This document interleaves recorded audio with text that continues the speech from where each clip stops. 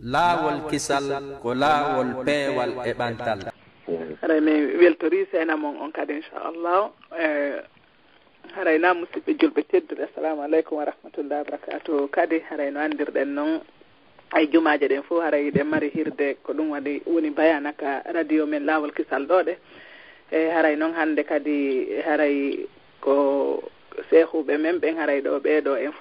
e fof meɗen hiɗen anndi ɓeeɗo ko oustasi Ahmadou Ba Bruxelles e haray ɓeeɗo ɓe waɗanino en bayana ga buy haray kadi buy e meɗen no anndi ɓe haray hannde kadi ko kamɓe woni en waɗande bayana on ɗo inchallah nam oustasi en ɗo mi anndi yimɓe ɓe fof no anndi on ka ɗuma ɗo ɗe joni min jonnita o micro on inchallahu nani أيوة إن شاء الله. أيوة أعوذ بالله السميع العليم من الشيطان الرجيم بسم الله الرحمن الرحيم. حركة أدي كونفورتا إن شاء الله وقتني كدلانجا الجلد ومبه هيتاد راديو الله والكسال النقفور كدواي ومبه أو كيكيرو دو يلتنو كرمو كوابك دي ومبه جاب فو إن شاء الله. toroɓe kala faljireji ko aroy wonde ga haray yoɓe faljitu e taalibaɓe kadi janngoɓe on ɓe gaɗen fof hara en weltanike ɓe haray wa kadalik en weltanike e joganiɓen radio on équipe o manaɓe fof en toro Allah subahanahu wa taala haray yo Allah yoɓɓe ko ɓuri moƴƴude e jeddi o waɗa ɗi golleji ɗo fof hara ko haalisa tan li wajhihil karim haray o okka en fof baraji ko heɓoto e mum kon en torike ɗum Allah subhanahu wa taala haray yewtere nde falɗe yewde nden kiikire ɗo haray koko yowodiri ɓe fii neediji ɗaɓɓoɓe gandal donc haray neediji ko honno ɗaɓɓo gandal mana suuf haani sifitorde o haray yewtere nden hinde mari muqaddima mana daɗɗuɗi inde mari kadi sifagol seeɗa ko yowodiri e ɓural gandal e jannguɓe ɓen hiɗen mari kadi toon neediji fii ɗaɓɓowo gandal ko waɗi jeli ɓe ndimi ɗo haa waɗi 10 e ko fayi haray hino toon ko hertani yewtere hertodirnde mana meniraɓe ɓen janngoɓe e jannoɓe haray e hino toon kadi ko yowodiri e mandeji gandal nafoowal haray kadi e wonde makaramo kojo wonde hino ara jarribeede sakkitorol ɗum haray yankinagol ngol hino woni mana bilɗe gandal haray ko ɗum noon inchallah woni ko anniɗo yewtugol si tan on newni si tan on kadi tawi fooli en ko lutti kon en naɓitira yeeso ha ñande ko kadi inchallah haray ko ɗum woni ko anniɗo yewtugol fimu wa jazakumullahu khairan. Alhamdulillah الملك المعبود ذي العطاء والمن والجود واهب الحياة وخالق الجود الذي اتصف بالصمدانية وتفرد بالوحدانية والملائكة وأولو العلم على ذلك شهود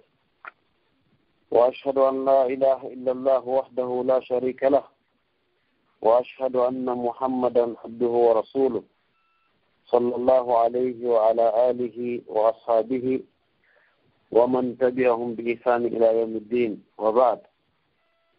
ففي هذا اليوم المبارك يوم الجمعة الموافق 17 من الشهر الثالث 2017 أقدم لكم هذا الدرس القيم بعنوان آداب طالب العلم سائلا المولى عز وجل أن ينفعنا به جميعا في اليوم والغد إنه سميع قريب مجيب الدعوات. haray musidɓe julɓe tedduɓe ɓaawa en yettude allahu subhanahu wa ta'ala eɗen juula e nulaaɗo on muhammad sallllahu alayhi wa sallam haray e weltanike allah fota fottingol en kadi e o kiikiɗe ɗo ka radio meɗen laawol kisal hande no hawra ñande 17 lewru mars 2017 fi yewtugol kadi ko yowndiri e ka diina meɗen ɗo diina islam ka tawata ko kan Allah subhanahu wa ta'ala tagiri en sabu muɗum tawata ko kan diina woni ko Allah subhanahu wa ta'ala subani en haray hiɗen toro Allah subhanahu wa ta'ala e ɓure makko ɗen yo wurno en e hoore islam yo ƴettito en kadi hara ko e hoore islam e iman haray so ɗum feƴƴi non mi holliri noon joni inchallah toɓɓe ɗe faalɓe yewtude ɗen haray yani ko yowndiri e neediji mana janngoɓe sabu no noon hiɗon anndi hannde ko heewi kon haray ɓurɓe heewde e men hino jokki hino janngude woɓɓe ɓen kadi hino jannude awa alhamdulillah fewde hannde aalaaji jannirɗi ɗin ɗuuɗi iɗen janngirde ka télégram ɗi iɗen janngirde ka skype iɗen janngirde ka youtube iɗen janngirde ka free conference call ji façon ji ɗin fof hino janngireede ko alhamdulillah ko newende nde Allah subhanahu wa ta'ala addamen hiɗen duwande jaɓude kono jooni noon haray si tawi en jaɓi nden newende ɗon est ce que ɗum on firtay meediiji ɗi ɗaɓɓowo gandal haani wadde ɗin hakkunde makko e yimɓe ɓen e hakkunde makko e karamoko makko e hakkunde makko e gandal ngal ka firtata jaabowol ngol ko firtata ɗin meediiji ɗon daiman hiɗi duwa wonde tan fi honɗum fi e gandal neɗɗo on mana waɗe balɗe haray ko ɗum ɗo woni mo ɓaddima mana ko wonɗo en ardinnande taw yewtere nden daɗɗuɗi mayre on haray ko anndingol wondema la shakka jama on hino wakkili fota hino janngude kono noon haray kadi ma gandal ngal yaada e meediji maggal on ɓe yiya yeeso ga ko on ɗum karmokoɓe won ko yewti fi meediji gandal e goɗɗo si o janngi tawi o ne'aaki wondema gandal ngal ngal heɓata barki e hiɗe yiide hakkunde men wallahi jannguɓe fota tawa hiɓe muuti hiɓe faami qur'an buy faami hadis buy kono hara Allah subhanahu wa ta'ala ronka wadde barke gandal ngal tawa jommaggal o mara giya o huccintake o fewtintake la shakka haray ko addata ɗum ɗon ko ronkugol heɓugol meediji gandal ngal ronkugol sifitorgol sifaaji ko gande sifitorta kon haa on tigi faɗa heɓugol konko wiyete ɗon mana barki gandal muɗum ngal ɗon haray hiɗen adora ka alqur'anul karim faamugol taho mana ɓure seeɗa ko Allah subhanahu wa ta'ala hokki wonande jokkuɓe ngal ɗo gandal e suratu ra'd jomirawo subhanahu wa ta'ala o wi afaman ya'lamu annama unzila ilayka min rabbika alhaq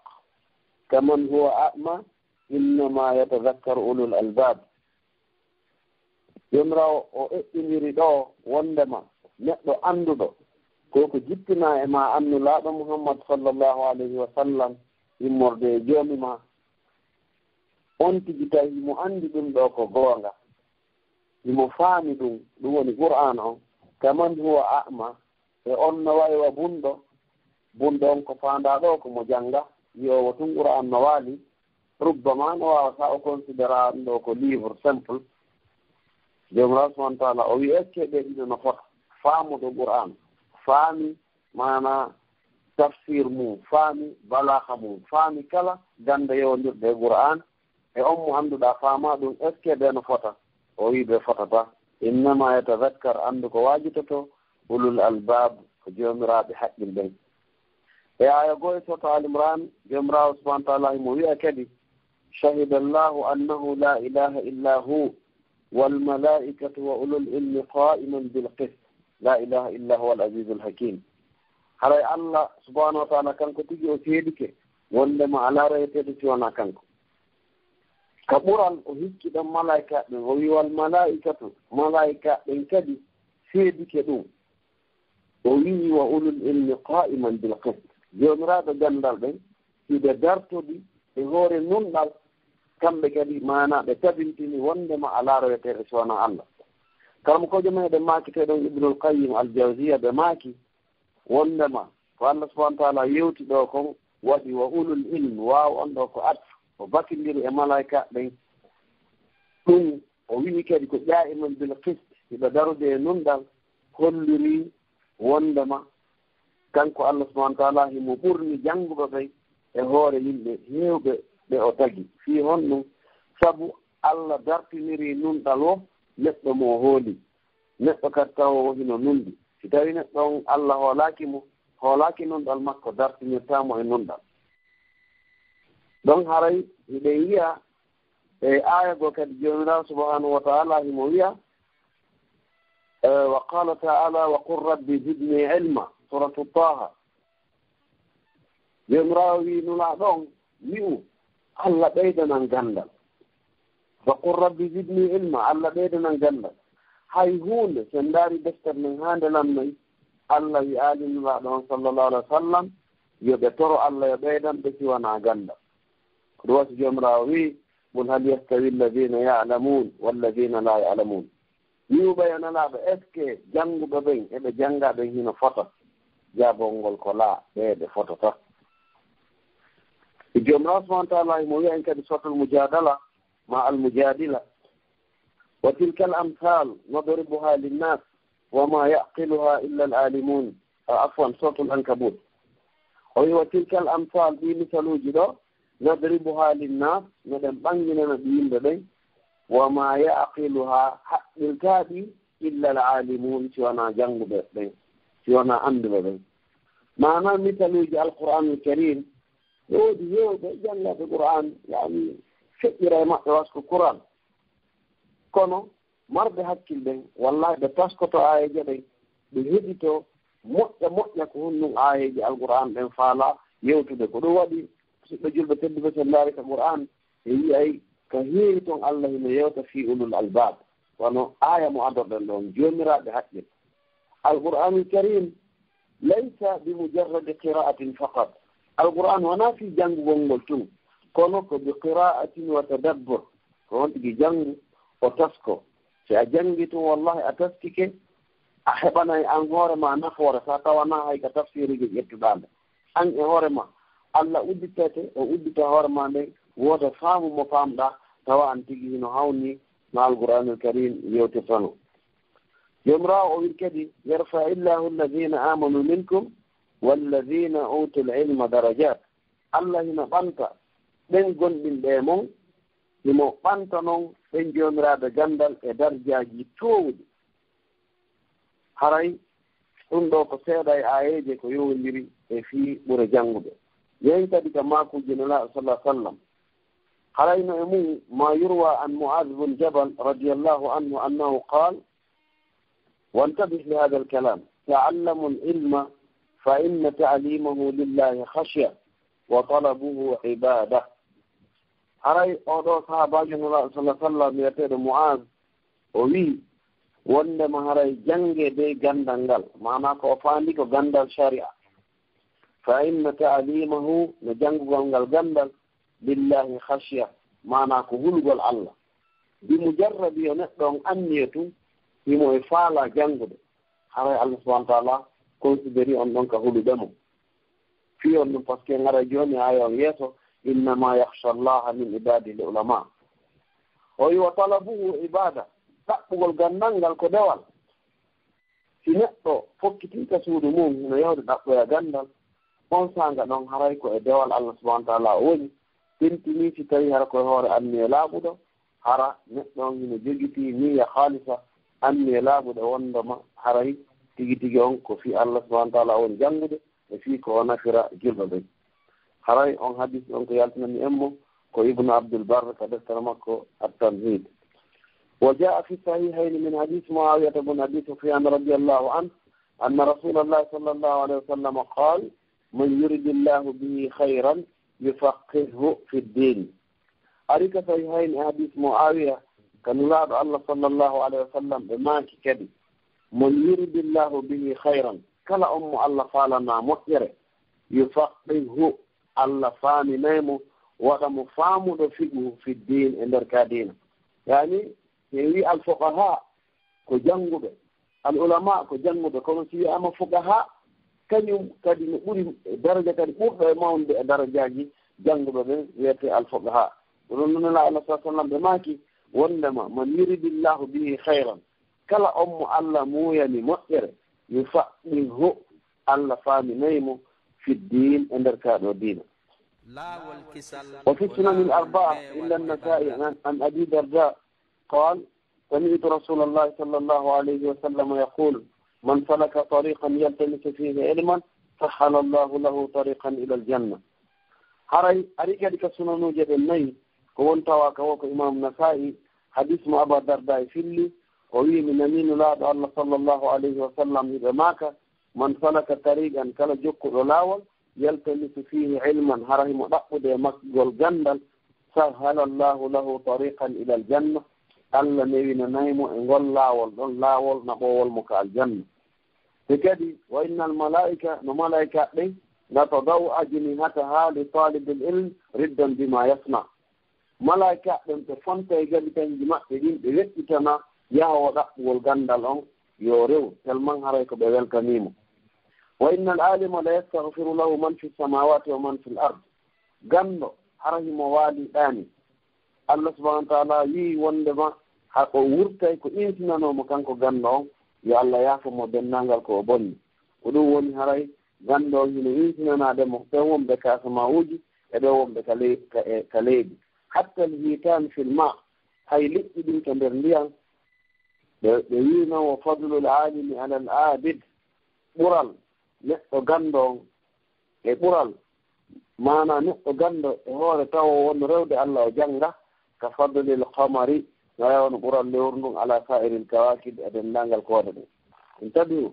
takkode moƴƴo nde yewtoɓe musidɓe julɓe ndaara jooni ko honno ganndo ɓurdiri wonɓe rewde Allah mo jannga no wayi wo ɓural lewru ndun no ndi ɓurdiri noon koode ɗen subhanallah ko ɗum waɗi si nelaaɗo sallah sallam ɓe maaki e nokku goo kadi wondema faqihun achaddu ala seytan min alfi abid gooto pet jannguɗo faami on hino waawi dartaade seytani ɓuri rewoɓe Allah wulworoɓe tawata ɓe mara ganndal par ce que si on ɗi mara ganndal musidɓe julɓe haray o maraka o dartora haray ngurdam makko ɗon ɗan fof ko ɓittuɗa puisque haray on tigi hay hunde o annda ɓe maaki kamɓe nelaaɗo wa inna al ulama warasatul anbiya jannguɓe ɓen ko kañum ronata annabaɓe wa inna al anbiya lam yuwarrisu dinaran wala dirhama haray ɓe annabaɓe noon kamɓe dey wona mbuuɗi wona kaŋŋe woni ko ɓe rona wa innama warrasu al ilm annde ko ganndal woni ko ɓe rona ma ko ganndal woni ko ɓe ronini no sella wa innama warrasu aw wa innama warisu kamɓe ko ganndal ngal woni ko ɓe acci faman ahadahu ahada bi hazzin wafir kala ƴettuɗo ganndal wallahi hara o ƴetti ko yamata rawahu tirmidi wa qala ali ibnu abi talib li kumayl ibn ziyad imam ali hiɓe yewta kumayl sifanomo tun fi ganndal ɓe makanimo ya kumayl al ilmu hayrum min al mal ɓe maaki ganndal hino ɓuri jawdi ganndal no ɓuri jawdi ɓe maaki fiyon min puisque ganndal ngal ko kanngal aynete kanngal aynanema am neɗɗo on ngal sakkotomo sa waɗi ko boni ngal sakkoma e dendal ngal ɓe Allah harmini ɗum ngal holle kadi ko laawi hon ɗi rewata hay heɓugol jawdi ndin hay heɓugol moƴƴat men ko aduna il faut rewraka ganndal donc ɓe makanimo wondema al ilmu yahrusuka ganndal ngal hino aynudema wa anta tahrusul mal Allah ko an aynta jawdinta ndi uyto wal ilmu hakimun ganndal ngal kanngal ko ngal ñaawowal ko kanngal yiyata warreni si oɗo wujji tañeji woɗɗay si oɗo waɗi ɗum ɗo warreni wal maalu mahfumun aley jawdi ndin ko ñaawetendi e hoore mum kayri ko ñaawetendi e hoore mayre wal maalu tanqusuhu nafaga jawdi ndin si ndi utilisama ndi uytoto wal ilmu yazku bil infaq jawdi ndinne si tawi tun tigi tigi on kayri ndi naftama ndi ɓeydoto subhanallah manam jawdi ndin si ndi naftama kayri ndi uytoto afwan ganndal ngal si ngal naftama ngal ɓeydoto mana kon ɗum firti si neɗɗo on Allah newnanimo o janni o fira mejiri himo janna himo ɓeydo ganndal o fira mejiri himo janna Allah subahana taala hino ɓeydo darja makko wa qala naziman ما الفخر إلا لأهل العلم إنهم على الهدى لمن استهدى أدلاء وقدر كل امرئ ما كان يحسنه والجاهلون لأهل العلم أعداء ففز بعلم تعس حيا به أبدا الناس موتى وأهل العلم أحياء. سبحان الله. وي ما الفخر إلا لأهل العلم. hay goto duwaka mana wasade, hay goto duwaka mana mawnude sina yimɓe gandal ɓen. fiyonno alal huda liman istahada adillah, ko kamɓe woni e tindinde yimɓe ɓen peewal ngal, ko kamɓe woni e faljitude yimɓe ɓen si falji, ko kamɓe woni e waɗande yimɓe ɓen fatawa. o wino wa qadru kulli mri'in, eɓɓore kala neɗɗo ma kana yufsinuhu, ko berko o waawi ko moƴƴinde, berko o waawi janngude kon, ko berɗum ɗon woni ko etete. wal jahiluna li ahli l ilmi aada, majjuɓe ɓen no kamɓe ko ɓe añuɓe yimɓe jannguɓe ɓen. so a yii tun goɗɗo ino aña ganndo, anndu wallahi ko neɗɗo majjuɗo o annda. en faami. o wii noon fa fuz bi ilmin taish hayyan bihi abadan, geru heɓa ganndal haray amalaama a wuuriray ngal ganndal ɗon pooma. o wi annasu mawta, yimɓe ɓen fof ko mayɓe, wa ahlul ilmi ahya, yimɓe ganndal ɓen ko wurɓe. ko fiyon ɗum woni ɗum noon. in tabiu calcule hannde wallahi ko yimɓe njelo tawnoɓe hino mari jawle tata ɓe maayino hannde fi maɓɓe deƴƴino. kono calcule jannguɓe ɓen ɓe fof fin haqiqa hiɓe wonde maɓɓe, hiɗen naftorde gannde maɓɓe ɗen. subhanallah. hiɗen anndi hannde goɗɗo ka fuɗɗi janngugol o e fannu, surtout fannuji ko tawata kon ko gande hulirteɗe Allah ɗen,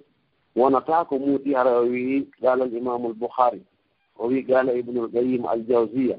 o wiya gaala cheikh al islam ibnu Taymiya. ɓeeɗo fof karamukoɓe kala wowlaɗo fii mum en innayi rahimahullah, yo Allah yurmemo yaafo. ma wi en siko sahabaɓe radiallahu anhu yo Allah wele mo. subhanallah.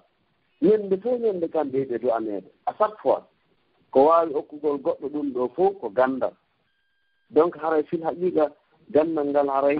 ko mawnungal moƴƴa, ko ɗum wasi ɓe inni al ilmu ibadatun, gandal ngal ko dewal. janngugol haray ɗa wawi ko a wonɗo e rewde Allah subahanahu wa taala. déjà ko ɗum no jeeya ko ɓuri mawnude e dewe ɗen. ko ɗum wasi jomirawo subahanahu wa taala imo ƴetti mana gandal ngal nokku goo o sendani ngal kangal e jihaadi ndin golle. o wii wama kana almu'minuna liyanfiru kaffa falawla nafaran min kulli firqatin minhum ta'ifa liyatafaqahu fi ddin liyunziru qawmahum idha raja'u ilayhim la'allahum yahdharun. subhanallah. ɗo ko fewno yeyete ko jihaadi. jomirawo subahanahu wa taala o wii bon wata fof yahu ko jihaadi, yoɓe sendita, yo woɓɓe ɓe yahu janngoya islam fii honɗum harati ɓen ɗon arti ko kamɓe tindinta yimɓe ɓen waajo fewno yimɓe ɓen, kono wata fof yaw ko jihaadi. fiyoni par ce que jihaadi ndi hindi moƴƴi ko molana, kono kadi risque no toon buyino waawi maayoygol toon. Allah subahana taala o sendi yimɓe ɓen, o wi woɓɓe ɓen hammo ngoyaten. donc sen ndaari sifa ɓeɗo ayeji e ɗi hadisaji ɗo e yiyay la chakka wondema gandal ngal hingal molana, hingal mari ɓuri heewɗe tawata en sifike ɗo ko juuti e wawa lannude ko sifete mum bal no wallita defte heewɗe. ɗo ko ala sabilil istidlal, ko fii tum ha faami mana kamɓe ɓe Allah okki gandal ɓe anda ko valeur hombo ɓe jogii. enen wonɓe janngude ɗen enen kadi anden ko valeur hombo jogi ɗen hakkunde yimɓe ɓen, fii en waawu wattango lila e fii en waawu reenagol hakaza. o wii joni haray noon ibnul mubarak o inni wo no woodi buy jannguɓe kono heɓɓe needi gandal ngal ɓe ɗuuɗaali. o inni par ce que kanko ibnul mubarak ta'allamtu l-ilma 20 sana wa ta'allamtu adaba l-ilmi 30 sana. subhanallah. mi janngii berko mi janngi kon duuɓi noogay fiyen heɓu gandal, kono mi janngi duuɓi 30 fiyen heɓu needi ngal gandal. eɗen anndi imam malik rahimahullahu taala, imam daril hijra, ko fokkiti janngugol yummo makko ko honnon adinomo wadde ɓaaɓe looti kañum imam malik ɓe ɓorniɓe conci labaaɗi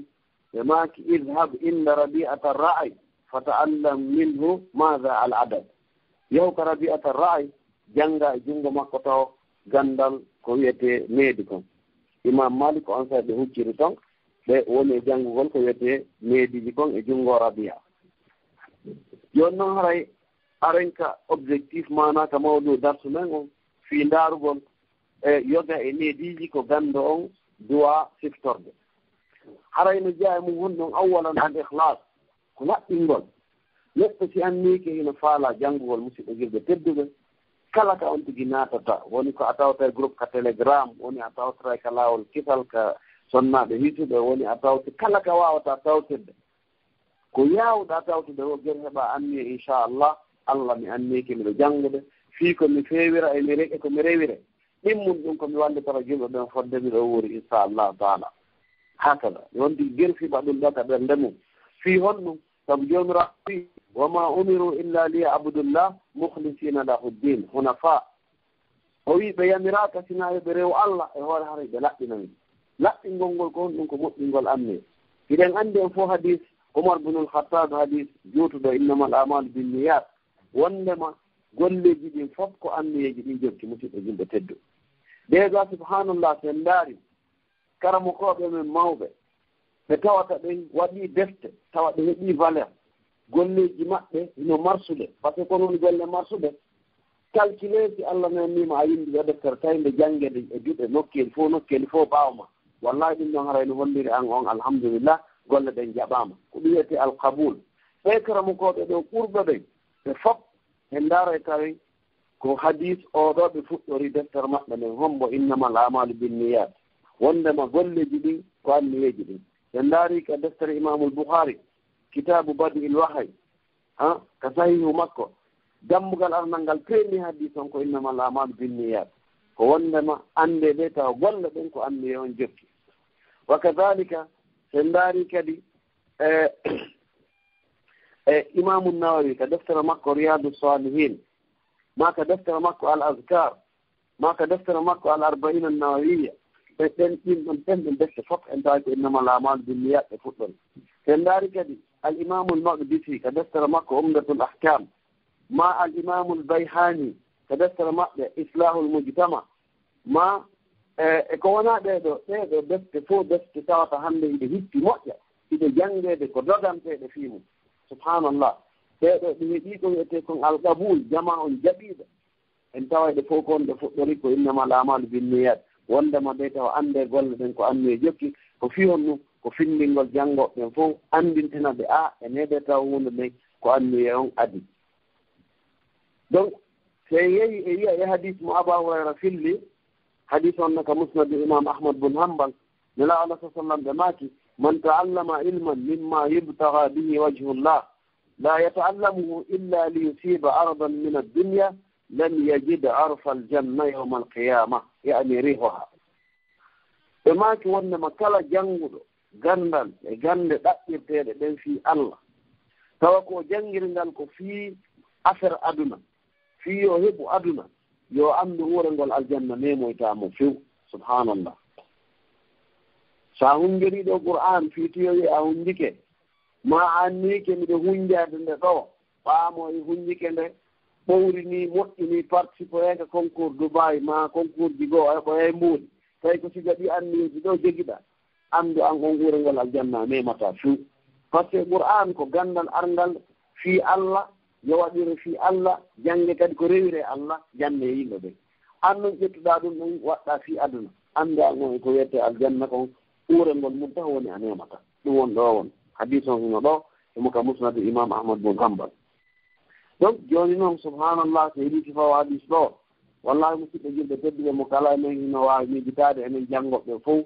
foti ko janngowo ka français ma ko janngirowo ka anglais ma ko janngowo kala ko wata janngude miijude fota ene koko mon janngude ɗo fof amin ajini duniya ko fii heɓugol aduna tun ka ko fii heɓugol golle tun ka ko fii faggitagol nguure tun ka on tigi ɗo e nder anniye makko on himo moƴƴini ton himo waɗorde mana fii da'wa ka jomirawo subahana taala e fii moƴƴintingol hakkunde yimɓe ɓen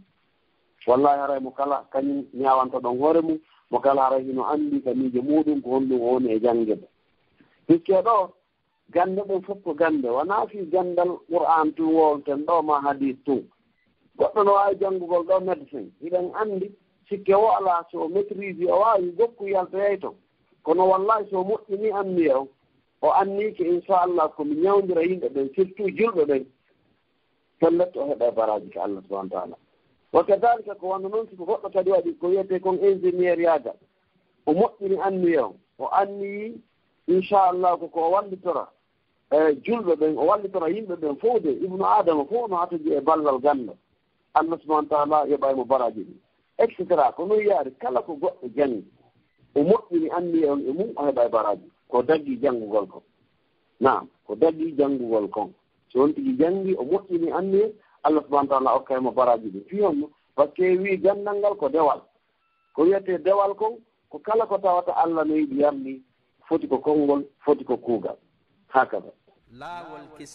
donc ko an jabir radiallahu anhu qala rasulullah sallah sallam la ta'allamu al-ilma litubahu bihi al-ulama wala litumaru bihi السفهاء ولا لتحتاجوا به المجالس فمن فعل ذلك فالنار النار أخرجه ابن ماجه وابن هبان في صحيحه والحاكم في المستدرك وقال البصيري في الزوائد هذا إسناد رجاله ثقات على شرط مسلم وصححه الحاكم ووافقه الذهبي وللحديث شواهد سبحان الله ما الحديث وكذي حوني من الله صلى الله عليه وسلم بماكي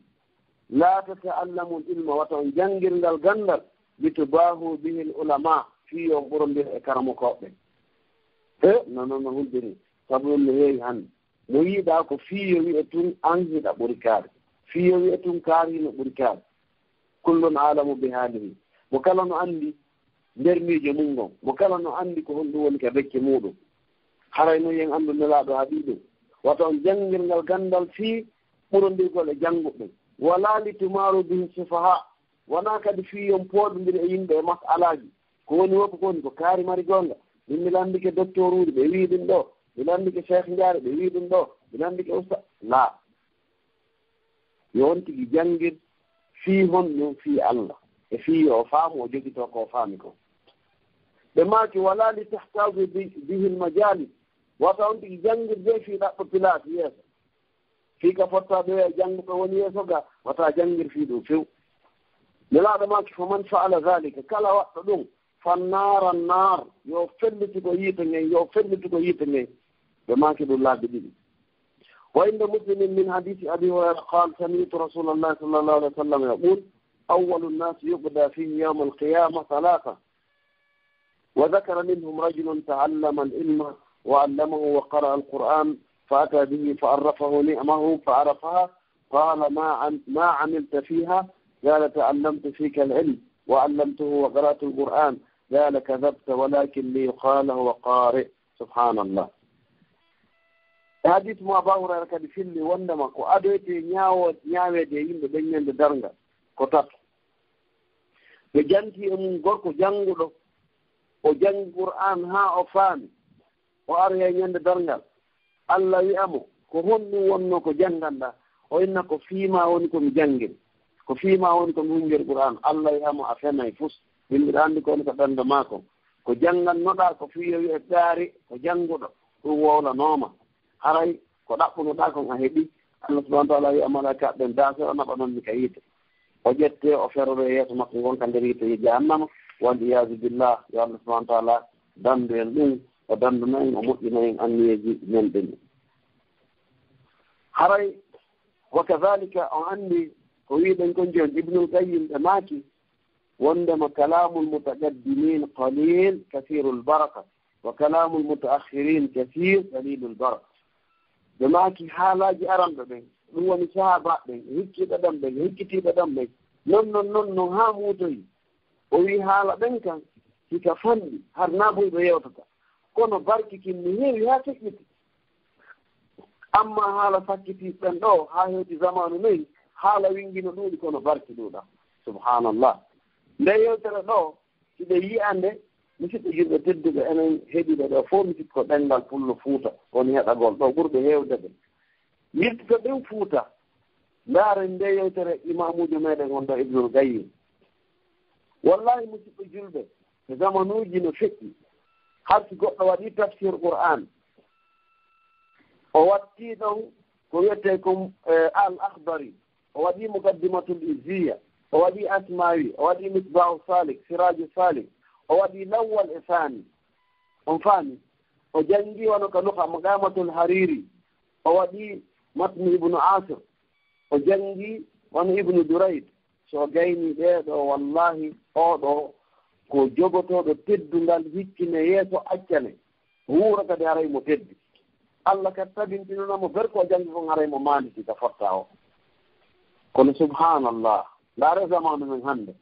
hande gande yalti hayɗe alano ɓaawɗo wono gandal yettegel ngal maqasidu sharia neɓaali ko ngal développa o usulul fiqh enen neɓaali ko annduɗen ɗum e mana ulumul hadis diraya wa riwaya ɗi gande no woodi hannde guluji ko tawta taalibaɓe no rondi ɓaawɗo harde ala kono ndaare hannde a yiye taalibajo no rondi diplôme fannuji fof haray mo janngi wallahi mo ɓiɓɓe fotton a santata hay ko taalibajo ni sina goɗɗo wima ono janngi hay andata wallahi ko fi on noon ko barki woni ala e gandal ngal fes wallahi ko wiyete ko barki no woodi faalteɓe yeddude ɗum ɓeynna ha ɗum tabita ɓe faaya woni wallahi no tabiti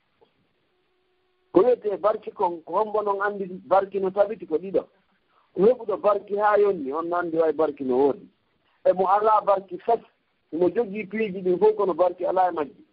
imma ko jawdi o jogii ndi ala barki ma ko gandal o jogii ngal ala barki on no andi kañum fof no wiyete barki par ce que mo jogii fof kono a hunde kadi o jogaa subhanallah sinaa ɓe mbinaɗi haa goɗɗo allah hunjinimo qur'an okkiimo façon fannuuji ko woni e qur'ana kon fof tawa ko sifa hoɓɓe hiɗo yiya ɗo ko sifa noon alhaali makko takke tok haray mi sikki tum barki waɗaale ko on tigi janngi kon donc ɗum noon haray ko wattango yiɗa donc toɓɓere aranere nden e neediiji mana janngowo yo laɓɓinan anne makko on subhanahu wa ta'ala ɗimmum ɗum hon ɗum attaqwa on tigi wona hulo allah hiɗen anndi aya on jomirawo subahana wa taala o wii innama yahcha llaha min ibadihi l ulama ko hulata allah e jeyaɓe makko ɓen ko jannguɓe ɓen imam ɓurtubi ɓe inni o imam rabi amaki man lam yahcha llaha taala falaysa bi alim goɗɗo ko janngi o si yiɗi hara simo hunji defte ko adda adna kon fof so hulata allah ɓe wi falaysa bi alim ina o ganda fes hara imam ahmad bun hambal ɓe maki aslul ilmi khashyatullah lasili on ka gandal ko hulugol allah subahana wa taala mo jaɓaali ɗum haray wona o ganda fes si on tigi janngiɗo honɗum tawi wallahi o lorray julɓe ɓen on faami ka tummodira ko tiktak makko ko fiino alhaali julɓe ɓen bonira tun o jokki on faami ma kanko o sikki ko kanko jooni jeyi yimɓe ɓen utilise ngol gandal makko ngal e pawa makko doole makko ɗen on faami ɓiƴa kala mo faala lammina mo faala folla mo faala si karamukoji o wayi noon wallahi faɗaysa de aade annde ina ganda fat gandal makko ngal ƴettataake ibnu mas'ud ɓe maaki laysa al ilmu an kasrati l hadith gandal ngal wona ɗuuɗugol hunjagol hadisaji ɗin walakinna al ilmu an kasrati l hasya gandal ngal ko ɗuuɗugol hulgol allah ngol ibnu saadi ɓe maaki fa kullu man kana billahi alam kana aksar lahu khasya ko honno andorta ko oɗo kadi e nder jannguɓe ɓe tummodiri ko honno andorta ko oɗo ɓuri janngude ko ɓurɗo hulde allah subahanahu wa taala o haray ko on noon ɓuri woɗɗitade e geddi ɗi allahu akbar yende goo sonnaji goo o wiyani imamu shaabi o wi ayyuhal alim ko ayyo gando naneɗo de aftini o wi ko ayyo gando falji tan sifa ko goɗɗo noddoto ɗo no docteur uren docteur mbiɗa landi imamu shaabi o maaki la innama al alimu man haafa allah anndu ko woni gando ko on hulɗo allah ɗum ɗon ko ɓe matani ɗum koko yankinaare on faami fiita ɓe townu hoore maɓɓe donc haray mo kala e meɗen hino anndi hoore mum hino anndi alhaali mum haray fil haqiqa neɗɗo on ko ma o hula allah fiyo anndo tigi tigi on ko jannguɗo donc haray fewndo hannde ka wonnen ɗo wallahi no haanani ɓerɗe meɗen ɗen ka ɗe heewa kulol allah no haanani en ka kulol allah ngol battina e men ka colki men ka mbaadiji men ka yaaduji men ka konnguɗi men hino haani ka ngol kulol allah yi'o e meɗen nokku fof nokku ɗum noon yo Allah dandu tawde ko wonɓe janngude kon koko nangiroyaɗen naudu billahi min ilmin la yanfa wa min qalbin la yakhsha. donc fa kullama kana talib arwa kana ilmuhu anfa. gando on no huliri Allah o walla ko noon gandal makko ngal ɓurata nafirde par ce que so huli Allah kala ko wona Allah hulete. donc ta on tigi janngu haɓɓa gandal ngal wallinaɗa yaha waɗa kala ko faala hara e marsali hara e nafa a heɓaki e ko janngi ko. donc kati on e meediji ɗaɓɓo gandal e sifaji ɗi o hani siforde alhirsu wassabru ala talabe l ilm. neɗɗo yo muñño tawa kadi himo faala heɓugol gandal ngal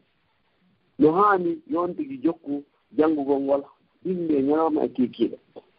eɗen anndi janngugol ko goonga ngaamero gastaa e muɗum. si tawi a deesidi a wonay jannde tigi a janngay tigi. si tawi noon ko janngorgol ñannde o ñannde ko e sanjugol karama ko tun wonta. hannde ko ustad ibrahima jannayma janngo yiyaɗa ustad ousmane yiyano ko ɓen noon ɓuri janngude faɗɗi janngo yiya hara ko ukkindirgol karama ko ɓe tun wonta. par ce que mo yiɗa wasikke ko ɓuri annda hara ko an woni wona sordejo an wona a sordejo puisque se ndaari wono a seehol asma'i ko honno o janngiri weetay bindi wallahi o yaha o janngo e hadis o ara ko nde hunji ɗin ɗo o yaha kadi o fiinoyo ka seehujo fiiraw o ara so hunjike ɗin o yaha kadi o fiinoyo ka omo qur'an o ara ko noon non noon o janngiri wonano duuɓi tawi o fii makko lolli par ce que tawi ko hunji ko duuɓi haa feƴƴiɗi. awa zamanu men hannde ko fijirayɓe gandal tu woodi ko haƴiɓe wonɓe janngude tigi haytino woodi hino fanɗi. so ndaarino ɓaawo ɓe janngiri noon en taway enen ɓen haani wattango yiɗa no haanoni janngoowo taw ɗuɗɗi ñaamugol haa feƴƴiti taw ɗuɗɗi yarugol haa feƴƴiti taw ɗuɗɗi ɗaanagol haa feƴƴiti fii hon ɗum fii o waawa finugol ka subaka tawa o jannga. donc ɗi yewtereji ɗon ɗiɗi ko deftere almajmu sharhul muhazzab lil imam safi lil imam nawawi afwan. donc haray hino jeeya e mum kadi tathirul qalb naya ɓum no on tino haani laɓɓingol ɓernde mum ne min al ghilli wal hasadi wa su'il khuluq. on tigi o laɓɓina ɓernde makko nden hara o mara ngayngu o mara konnaagu o mara jikkuuji bonɗi. ɓernde nden nde laaɓa ko fii honɗum hiɗen anndi hadis muttafaqun alayhi mo boukhari e muslim fotti ka nelaaɓe sallah sallam maaki wonde huwire no e bani adama on si nde moƴƴi haray o foppo o moƴƴi si nde boni haray o fof o boni ɓe maaki ɗum noon haray ko ɓernde on tigi nayi. eɗen anndi ñannde darngal Allah wi nde ñannde jawdi nafata ɓiɗɗo nafata honɗum tina man atallaha bi qalbin salim. on arduɗo e ko Allah subahana taala e ɓernde hisude tawa nden noon ɓernde ko laaɓude. ɗum noon yo Allah okke ɓerɗe hara ko hisuɓe hara ko ɓerɗe laaɓuɗe. joyi on haray ko hittingol on tigi fewde to woni suka ɗon janngugol ngol ɗum ne jeeya e neediji e sifaaji ɗi on tigi dowa siftorde gerugol jannga ko woni suka ɗon puisque si woni haa on tigi nawji haray wallahi wala taafi. ina noon fii on acci hakke no woodi jooni buyi ƴowɓe duuɓi seeɗa yettaɓe ma manen joni koɓe janngi o naatata nanen men acci janngugol ɓe woni ɓe njiyatno woni gerɗe no janngira wallahi on tigi faayi. nela sallah sallam ɓe maaki talabul ilmi ko minal mahadi ilal lahadi. ɗaɓɓugol gandal ko biika on tigi heɓa haa ñannde o wallinaka gaburu o yo ɗaɓɓu gandal haaratake fes surtout gandal islam subhanallah. mi sifano on ɗo ko hawni musidɓe julɓe goɗɗo goo ñannde goo tawi hewtika o maayata o nodditandira makko o inni ari on ari o wi yehi ko karam ko kaari lanndanoɗaani fii al asaba ronooɓe ɓe mara geɓal ɓen ko hombo e hombo. wi baben sero ko fewndi ɗon ɗo hiɗon e fii maygol ko fii lanndagol fii ndenndi maatini on o wi naam haykini maaya e woni fewtegol an ka Allah tawa miɗo anndi masala on miɗo sifori ka jeegol ka annduɓe no ɓuri mi hewtegol ka makko hara komi sifori ko jeegol ka majjuɓe subhanallah. ko yewtere noon lubbinde seeɗa on faami oɗo ari o maaya woni kono o wii tawoygol Allah hara mo anndi masala ko o humpa kon no ɓurani mo hewtegol ka Allah hara ko annda o wiyete mana par ce que mo annda ko majjuɗo e yii ko honno ɓeeɗo hittiniri fii janngugol allahu akbar. donc haray yo on tigi geru o hittina o janga surtout ka on tigi woni paykol noon gera hunjo qur'an gera kadi hunjo hadisaji nulaaɗo ɗum sallallahu alih wa sallam o anndi so ndaari ɓe karamukoɓe mawɓe fof winduɓe defte eɓe wona hootiren kadi fuuta ndaare wona ceerno saadu mo dala en ceerno samba mombeya en ko ɓe hunjori qur'an ko duuɓi 16 mo faami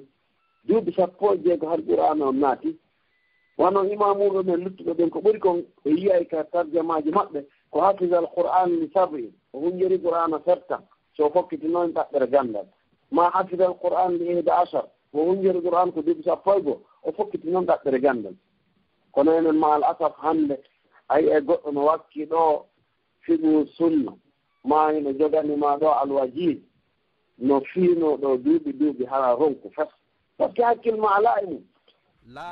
on acci hakkille berɓe hakkille mum woni e balon ɓen wallahi ɓenɓe fiino e takugoy koto kala joueur jahatuno hiɓe anndi ko honto o jota ko jelo o sooda ko mbuuɗi jelo itta fi makko ko honno fof hiɓe anndi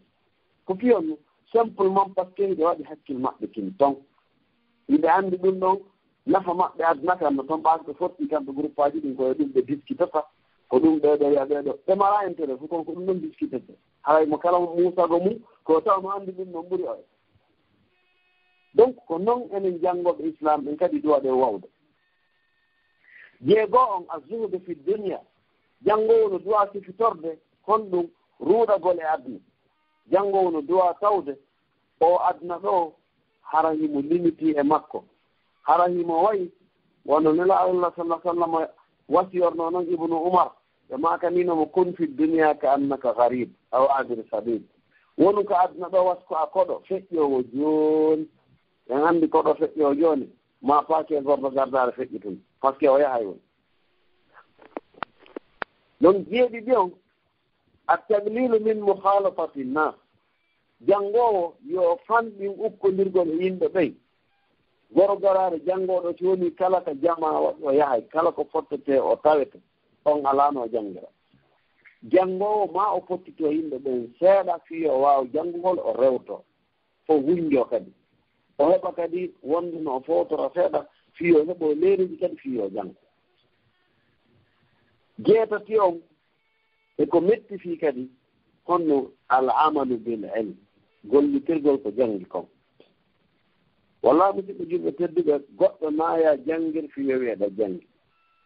janngir fiya gollitir ko janngoɗa ko sina ɗum nafa ko anndanta so tawi a anndi hunde no harni a woɗɗitaaki a anndi hunde no mari baraji a ɓattaaki haray ko hunɗum hannde kadi gandal ngal nafuma pourquoi janngalɗa ko ɗum waɗi karamu goɗɗo hiɓe walli fi spécial defte fi wonde fi janngoɓe ɓe gollitirta ɓe wono sen ndaari al imam al khatibu al baghdadi hiɓe moƴƴin deftere no wiye iqtida'u l ilmi bil amali jokkindirgol gandal ngal e golle ɗen deftere molnande falaɗo o yirta e mayre mi fillo inde mayre o iqtida'u l ilmi wal amali jokkindirgol gandal ngal e gollal ngal yilti wa kadhalika hiɓe deftere kadi ibnu asakir no moƴƴini o wii zammu man la ya'malu bi ilmihi wiñugol kala mo golliraali gandal mum ngal nden kadi sa yeewi a tawa wallahi janngugol salo gollitirgol ko hunde hulɓiniide imam al-khatibu al-baghdadi ka deftere maɓɓe al-jami ɓe maaki wondema imam ali maaki wo gandal ngal ewnike golle ɗen hatafa al ilmu bil amal gandal ngal ewnike golle ɗen mana sa janngi awa no landiya gollitir fa in ajabahu si tawi noon golle ɗen jaabike mana an neɗɗon ko janngiɗa kon a gollitiri haray moƴƴi wa illa si hina ɗum irtala haray gandal ngal yehi nam yewtere mettinde famde kono ko noon nde woni mana neɗɗo on so janngi koye o geru o applique si woni théorie tum pratique ala neɓata théorie on kadi hala majji fat tawa hay hunde mum aluttira ko ɗum watti jomirawo subahana wa taala janngoɓe wallina ɓen e woloɓe ko waɗata ɓen nimo folli ɓe eɗen anndi so yeey ko sorto saf ya ayuha alladina amanu lima taquluna ma la tafalun kono yo gomninɓe ko honɗum wolam tan ko waɗata ko ɗum jannganta hunde no harmi waɗande ko ɗum jannganta hunde wata nde waɗe yaha waɗande tigi an a jeyama e limata ɓuuluna mala tafalu ɗum noon jomirawo wi kabura maktan indallah an taɓulu mala tafalun mawni lette ka allah nde wowno toon piiji hara o waɗataade donc harayno waɗɗi ɗaɓɓo gandal gollitirgol ko woni e janngude kon ko ɗum waɗi so yehi e ndaari ka haakiyatu sawi ala tafsiri jalalayn ka fuɗɗode bakara iɗa addi ɗon gimol wa inni wa alimun bi ilmihi lam yamalan muazzabun min qabli ubbadi l wasan kala jannguɗo mo gollitiraali gandal ngal o lettoyte ko adii rewɓe sano muɓɓe lettoyede ñande darngal hakada al imam ibnul jawzi ɓe maaki ka deftere maɓɓe wiyeten nden saydul hatir ɓe maaki allah fi l amali bil ilm fa innahu l aslu l akbar ɓe maaki wattane yila ko ono yimɓe gollitire ko jannguɗon kon par ce que ko ɗum woni lasili moolanaaɗo ko ɗum woni lasili njano on ko gollitirgol ko janngi kon ina janngugol to wallina dey wa naqala ibnu abdulbar fi ljami qawlu ubayi bun kab ta'allamu lilma wa'malu bihi wala tata'allamuhu litatajammalu bihi subhanallah fa innahu yushaku in tala bikum zaman an yutajammala bililmi kama yutajammalu rajulu bitawbihi wallahu lmustaan namin nde yewtere ɗo moƴƴa karam kojo meɗen ibnu abdulbar o maaki o filliti konngol kaab o wi ta'allamu jange al ilma gandal ngal wa amalu bihi gollitirengal wala tata'allamuhu wata on janngingal gandal li tatajammalu bihi fiyon cuɗorngal ustad kaari o wi fa innahu no fii yusaku no habba in taala bikum zaman so wuuri ko juuti o neeɓi e aduna o yiyoyay an yutajammala bil ilmi nde yimɓe ɓe labinorta gandal ngal kama yatajammalu rajulu bi sawbihi wono gorko ƴettirta coñci mum ɓurɗe e labeede ɓorno tawa jooni ko gandal ngal mo kala woni e labinorde on faami tawa jooni mo kala safe gandal ngal noon hara ko ngal ɗon on tigi suurinorta fii o huwonde haran lelleji on tan mo anndi laaɓa wallahu almustaan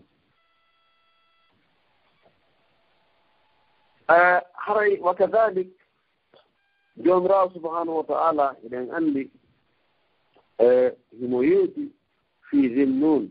o wi falawla annahu kana min almusabbihin la labisa fi batnihi ila yawmi yubasun si wonano tawde annabi yunusa ko jaaɗo e subbum hinayɓe o yi ɗum ɗo subbum ngolngol ko golle noon golle gandal ngal pikke ko ɓaawo janngi o anndi subbum hingol ngol baraji mum ɗi o woni kanko da'iman ko subbum hinayɗo almusabbihin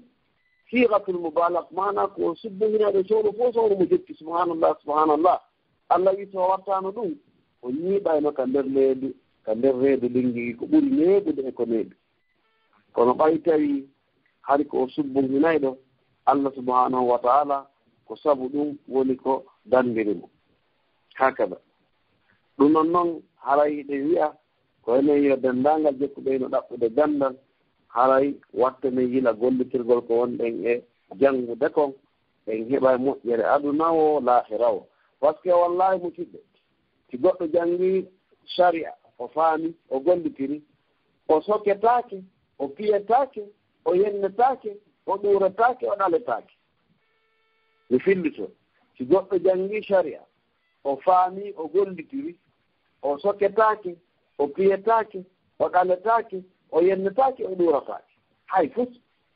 puisque dinnama jikkuji moƴƴi ɗin hara himo siftori dinnama jikkuji bonɗi ɗin hara himo siftori yimɓe himo dandini jikkuji bonɗi ɗin fof hara himo dandini yimɓe ɓelle ko ɓe faala ko neɗɗo newiɗo moƴƴiɗo joggiiɗo jikku mon hakada donc haray tigi tigi on imamu saadi ɓe maaki wondema o feƴƴi ɓeɓey hari ko ɓe wallitorayno e gandal maɓɓe ngal ko gollitirgol ngol mana fiyo ngal tabiti ko ɓe gollitir ko ɓe janngi kon wona janngugol tum mooɓa defte landande o a janngi kono ka bone watte o kadi hiɗa tawa haray tigi tigi on yon tigi watta yiila haray wallahu almustaan.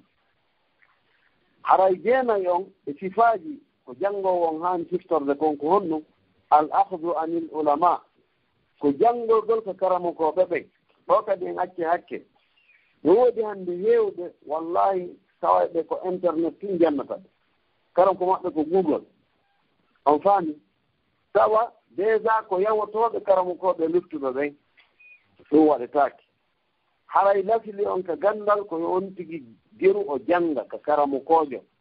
imo waawi noon ɓeytagol kadi ka internet par ce que ɗon no weɗi fi henndegol defte gooɗe tawata welataaki soodugol vite fait tawa a henndi kende kono naayo taw ko an ko google woni karanko ma koya yahu fiino heɗa imma noon haysi distance no hakkunde ma karamoko ma ko e téléphone ma ko télégramme kono ko yaa fiino ko ɗum ɗo woni ko yamira haray ka diina ɗo ko bitte laƴƴi henndorɗen ka jaaɓondirgo sahaba ɓen jaaɓondiri e nelaaɗo taabiino en jaaɓondiri e sahaba en taabiino en jaaɓondiri e taabiino noon haa ka heewtien kono ɗum gasi sa wiigol an a janngana hoore ma tum fiiɗa waawi luka maɗa waawi naaw e sarf ɗum ɗon wattaake haray kadi noon ko ma on tigi suɓa kadi ko hombo janngata e junngo mum wonaa kadi kala yiyaaɗo karamo ko duwa jannude wonaa kala yiyaaɗo karamo ko duwa jannude wonaa kala yiyaaɗo oustage duwa waajade ɗum faamondiren ɗum puisque jama on ka ɗon hino faayide moƴƴa wallahi hannde kala waɗɗo bayana ka facebook ko heɓugol like wulura foppo fottana a heɗike mo kala no partage tu ɓe senndindira taw bayana on ko moƴƴo duwaɗo partage de kaa ko bonɗo ɓe senndindira bayana on ko ahlu sunnajo waajimo kaa ko chia ɓe senndindira ko henndiɗo bayana o no partage tu henndiɗo bayana o no partage wallahu almustaan ɗum koko wattante ila ahi ay woɓɓe bi mujarrad yoɓe yiiti neɗɗo yaltiti e kufnum e waare ɓe anndayi ko wonɓe partage ani yimɓe ɗum wattaaki il faut neɗɗo on tabita annda ko e hoore honɗum o woni par ce que sa partage ɗum wallahi tawi ko boni won toon hiɗa mari bakkatu zéro adadi heeɗiɗo o haka ɓe haaɓe o donc yo taw hiɗa anndi ko hombo ni ko aade moƴƴo ko jurɗe ni ko ganndal laaɓngal on sakude partage ɗum ɗa mari baraji kono bi mujarradi naatugol toon tu subhanallah ɗum ɗo wattaake haray ɓe karamkojo meɗen on alhatibu albagdadi o maaki wondema yambahi no hanani lilmutaallim janngowo an yaksida min alfugahai man istahara biddiyanati yo on tigi yahu o ɗaɓɓa karamokojo anndiraaɗo diina e peewal wa urifa bisatri wa siyanati o anndira surragol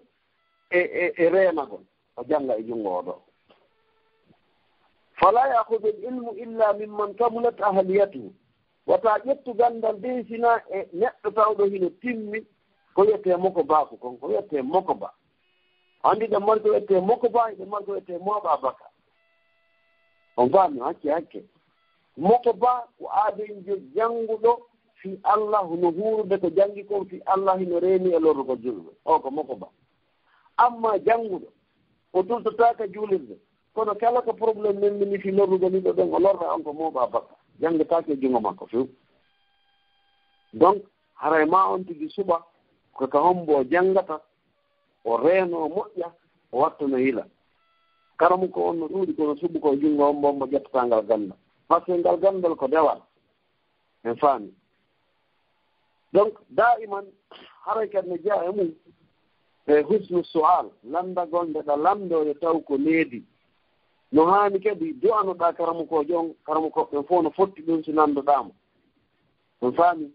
ono jooni no lanndorten docteur wuuri ni masalan eyi docteur hafisakallah docteur an ɗo lanndi yo allah subahana taala reeni on ayna acca e yeeso amen haray lanndoɗaa noon ko faalɗaa ko waɗnaaɓe du'a taw ɗum karamukoɓe fof no fotti ɗum en faami a du'anto taw karamuko ma lanndoɗaaɓe sowanɗaaɓe allah accuɓe ɗon hafisakallah hakada haray si on tigi waɗaal ɗum hino hawni haa wata on tigi ronku heɓude barki gandal ngal on tigi kadi reeno e diskitugol karam ko muɗum ma diskitugol karamo koɓɓen fof on faami e malik o wi o abou salama ibne abdourahmane bun awf o wonno har yimo heewno discutigol ibnu abbas allah subahana wa taala tawimo gandal heewngal ngal ɗo heɓayno e junngo ibnu abbas imamu dahak o wi ma stahrajtu hada al ilma min al ulama illa birrifqi bihim min mi heɓirali ngal gandal ngal mi heeɓi e junngo karamo koɓɓen sina ka reenagol newanooɓe donc harema neɗɗo newano karamo ko muɗum kono noon kadi ko newanto karamo ko makko kon ko yo waɗu karamo ko makko kadi ha o feƴƴintinaali mana o watta on ɗi teddingal mo kadi ha waɗa mo wareweteeɗo wondemo karamo ko joom faljata la nangal teddugal ɗo fande eɗen anndi leydi goo kawtirnde men e ngala innitude ɗon si allah walli goɗɗo woni karamo ko so yimo mari ceggu bateji jani e compleji jani e ngannda laasara ko naaro heɓi ka wuura mo faami par ce que ɗon ɓe mujarradi a woni karamo ko tun sa wattana liila wallahi woɗɗo ko rewgol mo ƴoone rewgol mo sike kono woni rewgol goɗɗo hina sujjangol ma juulangol mo kono si woni si goɗɗo yamirima haydi koko boni a waɗay e yille allah no haɗi ko boni hara a rewi on te ko taw ko teddinɗa on ti ko kamno mari limite ko honɗum woni on limite ko hinayon feƴƴi keeri sari a allah ɗum ko mesir on laawol kisal ko laawol peewal e ɓantal awa haray on tigi koyo watta yiila e ɗum ɗo e kanko janngowo hooti piiwum sappo e tati kum attasabbut fil futiya ɗo kad no hawni ha wattana yila hara haw jaali angonɗo e janngude on e futtugol e masalaji wi ano dagi no harmi waɗugol fatawa sifa ko docteur wuri waɗanta en konka laawol sifal ɗo jumaare sakkitinde kala ko ɗum wiyete fatawa wallahi musidɓe julɓe hina kala wiitiɗo ko oustage duwa wadde ɗum hayti hino wadde noon hina ko duwa few interview imam ahmad bun hambal nanen photo nde yewtere taalibajo goo wimo ene imam ahmad tini hunjike hadisaji temettati miɗo wawi wadde fatawa imam ahmad wimo la o wi tini hunjike hadisaji wuluure miɗo wawi wadde fatwa o wimo la o wi tini hunjike noon ɗi guluji ɗiɗi miɗo wawi wadde fatawa imam ahmad wi la on faami ko nde wino so hundike hadise guluji ɗiɗi e temeɗɗe jowi e riwaya goo ɓe wi o guluji temeɗɗe jowi imam ahmad wi inda zalika arju on say harani ko tañɗiniɗa wawa ɗen anndi imam ahmad hayji ɗe hunji ɓuri 40 000 hadis e yi musnad maɓɓe on wallahi e yi hadisaji kon noon ko en tawi no hawni ha feƴƴite donc hina wonɗo duwa wadde fatawa haɗa noon acci hakke wono enen janngoɓɓe siɗen jaabade landane buy enen ko wonɗen jaabagol ko buy e mum na fatawa wiyete ko fiyon ɗum enen ko wonɗe wadde ko naqlan anil ulama eggugol itta e karamo koɓɓen wono masalan so min mi landama ɗo joni goɗɗum mi wi min nde mi nani docteur wuri no wiya tawalan manditi ko ɗo woɗi kon ko non woniri hara nafenade ma mi nani cheikh ousaymin no wiya ma mi nani cheikh bun bas no wiya ma mi nani cheikh ndiare no wiya ɗum ɗo haray min mi eggi masala on ina mi waɗi fatawa on ko honɗum ko wano ñawoje hino ara en ɗo joni ñawoje particulièrement wonɓe e Europe ɗo fi wano landagol ɗo fi assurance ma fi ñoolagol cuuɗi ma fi masalaji dal tawayɗi sifa mum hari ala ɓaawo ɗo hadis ala fi mum spécial ko particulier ukkoɗa e ɗum a jannga e wordo wardonnagol tun fi tun joni ɗa mari yimɓe a faami saka Facebook ɗa mari groupe yimɓe ko jokkuma wallahi ara fijiri dina allah kan hada istihza'un bi dinillah a jannora on diina allah kan anndu arande e konto yeeso allah subahana taala sabu nela allah sallah sallam ɓe maaki man afta bi gayri ilm kala waɗɗo fatawa tawi o mara ganda yo anndu bakka toon ko kanko fawi ete kadi man ashara ala akhihi bi amrin ya'lamu anna rusda fi gayrihi faqad khanahu kala yeetiɗo goɗɗum huunde haray mo anndi naa ɗon peewal ngal woni naa nden duwa waɗede nela allah sallah sallam ɓe maaki a jamfike on tigi harak ko wattante ilano hadisaji arɗi ɗin fi wolugol ko annda ko gandal ɗi hulɗini ha feƴƴiti kono fiwata juutu en ƴettali e majji buy donc haray janngowo yo woni janngowo yo reeno so landama berko o nani kon tawa mo andi fi ɗum ɗo karamo koɓe woodi hunde kaari yo wi ko ɗum ɓeyi ko annda ko wonanaade fii mum o marana gandal yo wi mi annda ɗum kadi ko feccere gandal halat wallahi min no heewi landale komi landete ɗo mi jannanino docteur o min no landede toon min mi annda eyi donc haray sappo e nayi on kon noon alibti aadu anil maasi janngowo ko o woɗɗita kadi yeddugol Allah kala ko Allah yeddete sabu fii honɗum woɗɗitagol geddi ɗin ɓeydanoy on tigi gandal jomirawo subahana wa taala o wii wattaqullaha wa yuallimukumullah hule Allah andinayi on andi gandal on ina fof no woodi gandal kaka table o nga janngete e ka majilisiji no woodi gande ko Allah okka e maaɗe tigi tigi kanko tun ko wiyete kon alhiba so tawiɗa huɗi mo hokkorta gandal ni an tigi tawaɗa miiji ko honno anndirɗa ɗi piiji ɗo taako min Allah ko ɗum waɗi jomirawo o wii ya ayuha alladina amanu kono e gonninde in tattaqullah so huuɗi Allah yaj'al lakum furqanan o waɗanayi on ɓangandiye o waɗanayi on hujja o yukaffirankum sayi'atikum o hoɓɓita e mon bakkatuji mon wa yahfir lakum o yawtana on wallahu dul fadlil azim jomirawo de ko joom ɓural morananga sappo e jeego on an yakuna wari an taqiyan nazihan afifan ko yon tigi wonu hara ko reeniɗo renti mana ruuɗiɗo newiɗo kadi wonki hara ko joomirawo mana ko wiyete karimum jawwal ko neɗɗo tedduɗo hara o wonaali haayiɗe hoore makko so heɓi gandal yo accu yimɓe ɓe wowla so heɓi gandal taw yawi to karamokoɓe luttuɓe ɗimmo e makko ɓe yo teddinɓe on faami donc haray no haani ka gando on jogito ɗi sariyaji ɗo haray si goɗɗo woni gando wona kadi yo mawnintinano ƴettugol gandal e junngo ɓe muutaki ɗum wallahi no heewi ɗo masala ko nanirta faykun no jaabo o masala ni nona faykun no jaabo taw ko goonga o woodi ma ɗum ko wiyete hikma kon ko ɗum wiyete dallatul mu'min ahasaha aynama wajadaha hikma ino majjiri julɗo on kala ko heɓi e mana hikma on ko yo ƴettu donc haray neɗɗo on ko haanɗo wattango yila e sifa ɗi piiji ɗoɗe ayo summa aydan haray kadi ibnu abbas o landanoma bima nilta hada al ilme ko honni heɓirɗa ngal gandal ma ɗon anndi ibnu abbas nela allah sah sallam ɓe makino ko hibrul umma ko kanko woni ceernojo mofte ɗen kanko ibnu abbas o wi bilisanin saul ko ɗenngal landotongal karamukoɓɓen o sowno fof kala ko mi annda mana mi landoto wa qalbin aqul mana e hakkil tabituki miijotoki tawa toujours no matininmi fi janngugol ngol nde yewta ɗon no ko adabu dunia wa din donc haray neɗɗon o muñño kadi noon falde ko iwrantamo ko sengo karam ko makko par ce que karam ko makko ko ibnu adam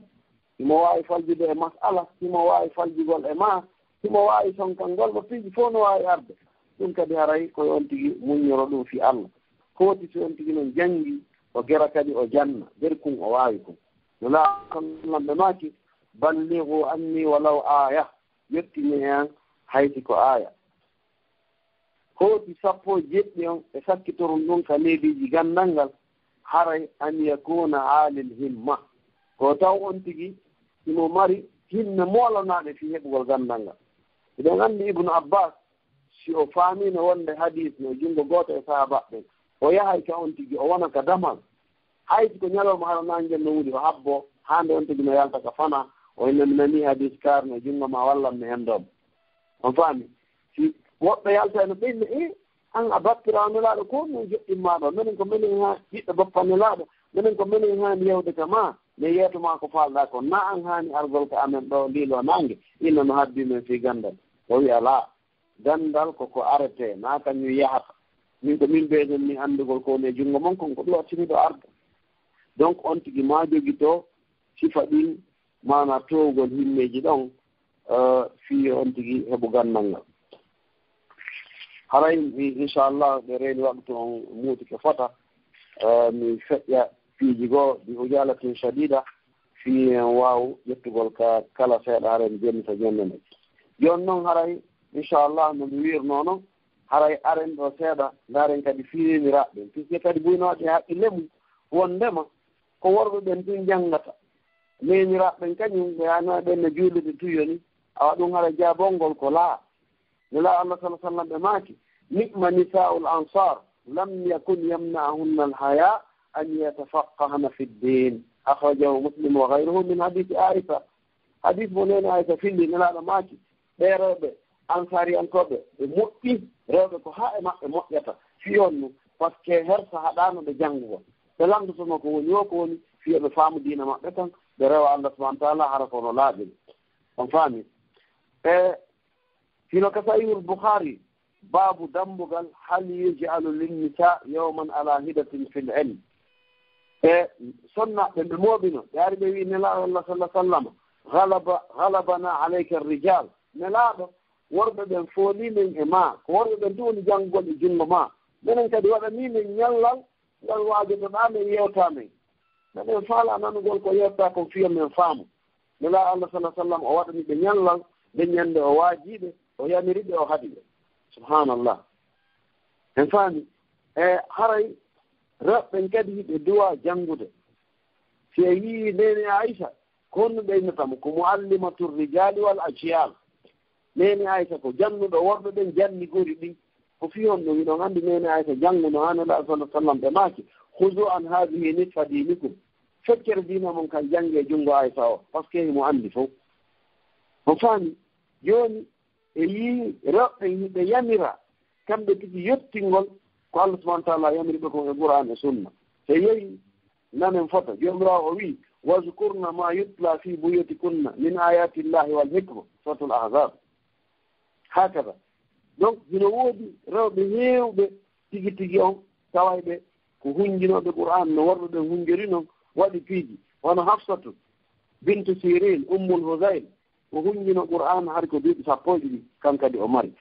on ɗon hino yoni ko defanda cause rewɓen kamɓe kadi ɓe annda hiɓe duwa janngude no worɓe ɓen janngirta noon wa zeynab bintu ahmad almaqdisiya on ɗon hino anndira bintul kamal ko jibina ko sonata 40 hitande 96 fergu nelaaɗo qala zahabi imam zahabi fi makko honno kanat bayyinatu hayr rawatil kathir haray ko joomiraawo diina moƴƴo ɗum o filliki ko heewi e hadisaji wa tazahama alayha talaba o jannuno haa taaliba ari mooɓi ka makko ɓe bijondiri fi makko worɓe rewɓe fanteɓe janngugol tellement ko tawi on fayi wa garawu alayha alkutub alkibar ɓe janngi junngo makko defte moolanaɗe wa aishatu bint yusuf bun ahmad albauniya ya cheikh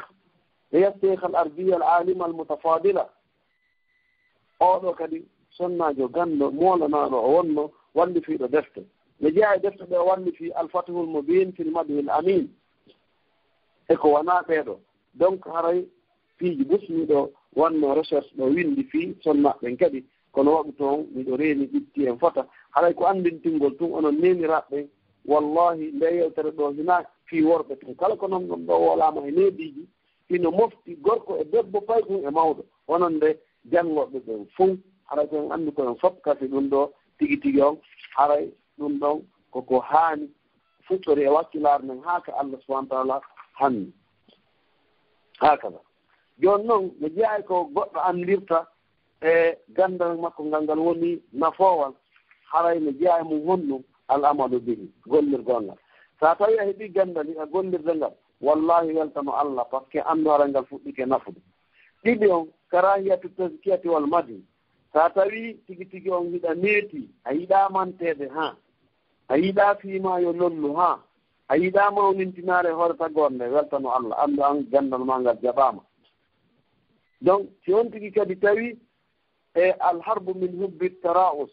dogugol wongol hoore yaagal wa suhra e lollugol so a tawi kadi alhamdulillah an on a yiɗaa lollugol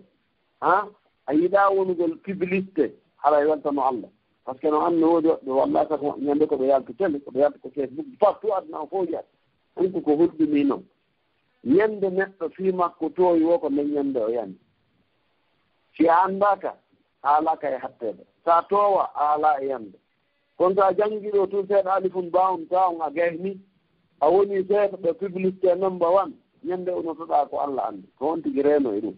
donc mi jeeya ko andorta goɗɗo Allah subahana taala jaɓanimo gandal ngal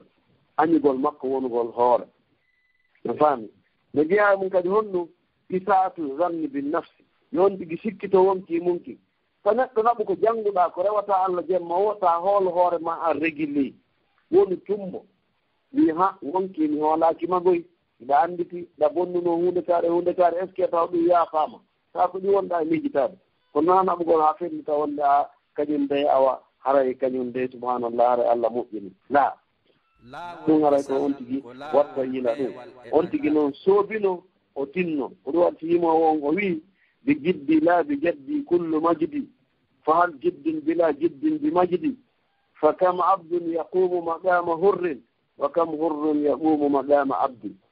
o wii kaka soobeyagal piiɗi ɗin heɓoto est ce que hunde no heɓo harana e soobeyagal o wii heewi ko maccuɗo dari place kadimo darotono heewi kadimo dari nokku ko maccuɗo darotono par ce que sa jaɓaali janngugol ko maccuɗo o hikkinta yeeso en faami a wii ɗon ko adimo donc haray ko sifa ni tigi tigi on piiji ɗin woni ko yarata haray gimon imam Shafi'i no addi ɗo o wii bi qadril kaddi yuktasabul maali wa man talaba al ula sahira al layali tarumu al izza thumma tanamu laylan يغوث البحر من طلب الأعالي علو القدر بالهمم الأوالي وعز المرء في شهر الليالي تركت النوم ربي في الليالي لأجل رضاك يا مولى الموالي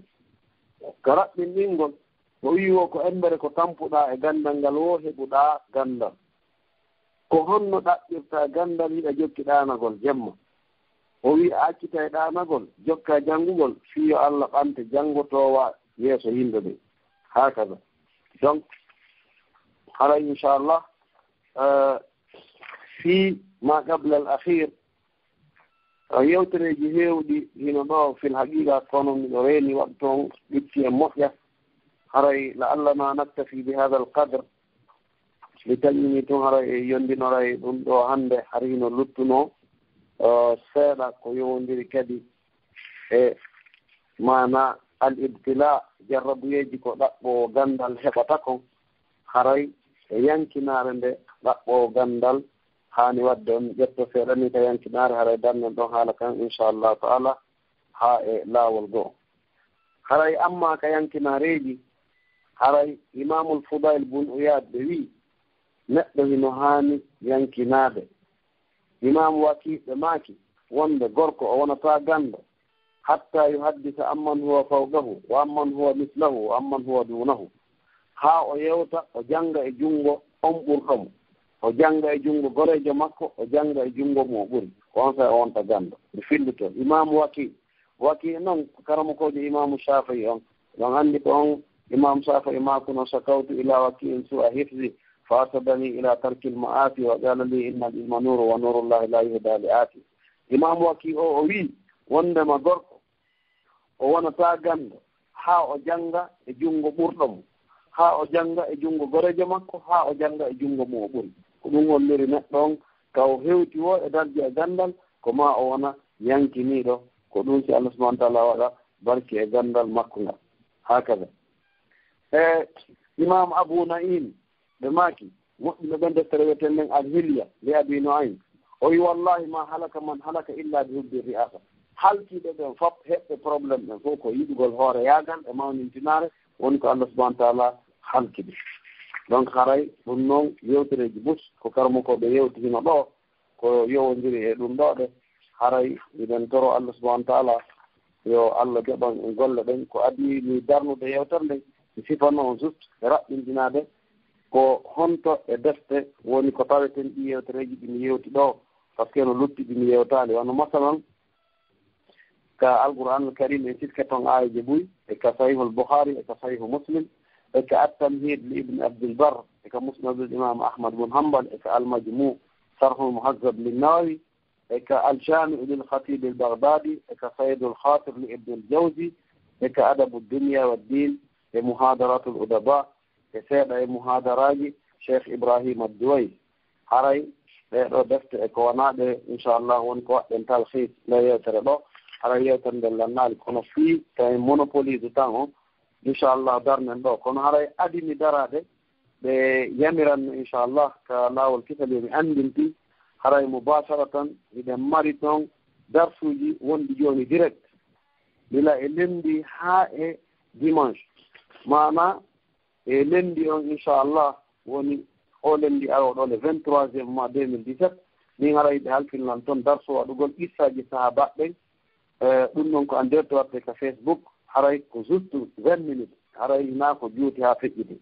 haray e mardije ɗen docteur wuuri no mari waɗugol sarhu sunna on immo iwde e 19h35 ha e 20h40 e mercredi kadi docteur wuuri no mari toon tafsir Qur'an ila e 19h35 ha e 20h40